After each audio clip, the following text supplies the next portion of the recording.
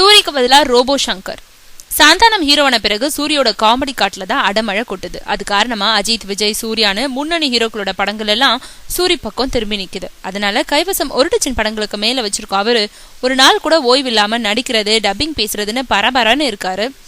இப்படி சூரியோட call sheet Terry ஃபுல்லா இருக்கிறதுனால சில படங்களுக்கு அவரோட கால் ஷீட் கிடைக்காம திரும்பிக்கிட்டு இருக்காங்க சில டைரக்டர்கள். அப்படி போறவங்க அவருக்கு பதிலா மொட்டை ராஜேந்திரன் மாதிரியான காமெடியன்களை நோக்கி போகாம வாய்மொழி பேசவும், மாறி மையம் போன்ற படங்கள்ல காமெடியனா நடிச்ச ரோபோ சங்கரன் ஆடிக்கிட்டு இருக்காங்க. காரணம், சின்ன திரையில இருந்து சினிமாவுக்குள்ள வந்திருக்கும் ரோபோ சங்கர் காமெடி காட்சிகள்ல நிறைய ஹோம் ஒர்க் செஞ்சு நடிக்கிறாராம். அதோடு அவரோட சம்பளம் பெருசா உயரல. அவர் இன்னும் பிஸியான காமெடியன் ஆகலன்றதுனால கேட்ட நேரத்துல கால் ஷீட் கொடுக்கறாராம். இது காரணமா மன்னர் வகையரா படத்துல விமலோட சூரியன் நடிக்க வைக்க திட்டமிட்டிருந்த பூபதி பாண்டியன் அவருக்கு பதிலா இப்ப ரோபோ சங்கரை ஒப்பந்தம் செஞ்சிருக்காரு. இதுக்கு முன்னாடி தேவதைய கண்டேன், திருவிளையாடல், ஆரம்பம், மலைக்கோட்டை, காதல் சொல்ல வந்தேன், பட்டத்து யானை ஆகிய படங்களை இயக்குன பூபதி பாண்டியன் இந்த படத்தை பக்கா காமெடி கலந்த கதையில இயக்குறாரு. அதனால ரோபோ சங்கருக்கு படத்துல அதிக முக்கியத்துவம் கொடுக்கப்பட்டிருக்கான்.